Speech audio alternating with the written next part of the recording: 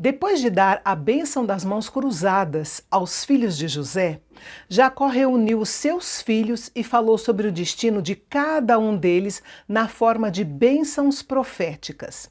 Havia uma expectativa no ar entre os 12 irmãos. Eles aguardavam ansiosamente para ouvir qual seria a sua bênção em particular e, claro, alguns ficariam felizes e surpresos com a sua porção, enquanto outros não ficariam tão felizes assim, talvez até um pouco decepcionados.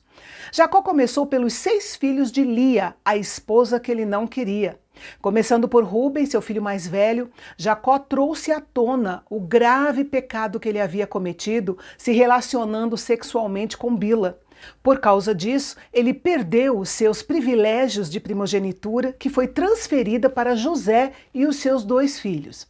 É importante lembrar que Deus busca um caráter estável naqueles que irão liderar o seu povo.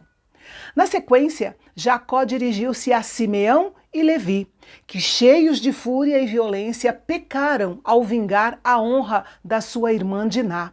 Nesse caso, nós aprendemos que, mesmo quando perdoado, o pecado acarreta consequências que talvez tenhamos que enfrentar por toda a nossa vida. Os descendentes das 2 tribos seriam dispersos entre as outras tribos de Israel, sendo que Levi receberia o ministério sacerdotal entre o povo de Israel. Isso nos faz entender que quando sofremos por causa dos nossos pecados, devemos nos aproximar de Deus e antecipar que, por misericórdia, Ele transforme o sofrimento em bênção. Depois foi a vez de Judá. Uma vez que Deus escolheu Judá para ser a tribo dos reis, era lógico associar essa tribo a um leão, que era o símbolo, o antigo símbolo, de um status real. De Judá sairiam os reis ungidos por Deus para governar Israel. Jesus é referido aqui como Siló, que significa aquele de quem é direito. Esse era um título usado para se referir ao Messias esperado. A promessa era que Israel guardaria este cetro até a chegada de Siló, o Messias, o nosso Senhor Jesus Cristo. Depois foi a vez de Zebulon. Sua descendência receberia uma parte de Canaã que ficava próxima o suficiente do mar para os transportes lucrativos para o seu povo. Mas também seria um povo valente, com guerreiros de excelente reputação. Issacar foi o próximo.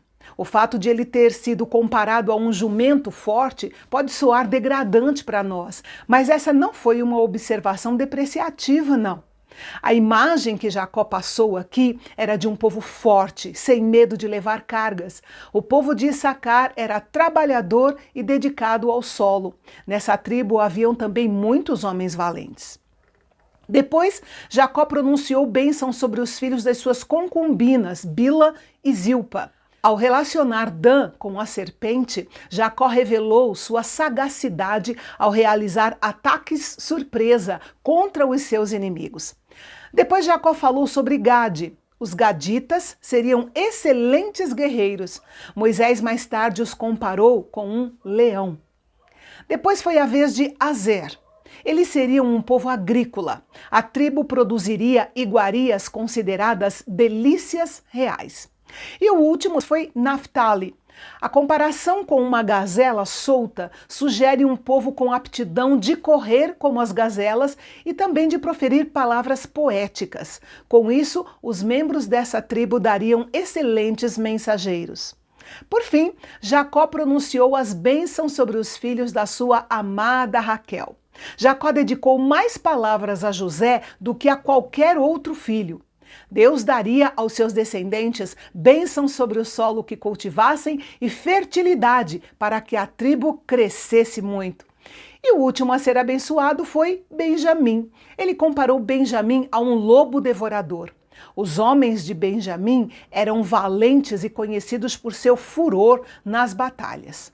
As declarações que Jacó fez a cada um dos seus filhos seriam lembradas e repetidas aos membros da sua família nos anos seguintes. E com o passar do tempo, esses pronunciamentos iriam adquirindo novos significados, garantindo que Jacó havia lhes dito aquilo que era da parte do Senhor. E o capítulo 49 chega ao fim com a ordem de Jacó para que seus filhos o enterrem na caverna do campo de Macpela, em Canaã. Quando terminou sua fala, Jacó deitou-se e morreu. Dizem que existem 3 atitudes básicas em relação à morte. Para os gregos antigos, a morte requeria uma atitude de aceitação. No mundo moderno, é vendida uma abordagem de negação.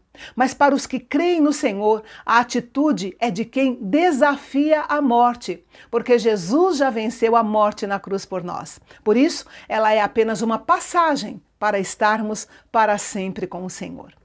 Enfim, nessa narrativa de Gênesis 49, é a primeira vez que Israel é visto como uma nação em si mesma. Na verdade, a partir desse momento da bênção profética de Jacó, surge o termo bíblico as 12 tribos de Israel, que nós vamos ver ao longo de toda a Bíblia até o Apocalipse.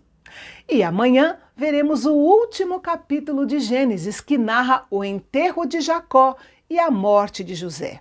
Um final imperdível e eu espero você. Deus te abençoe.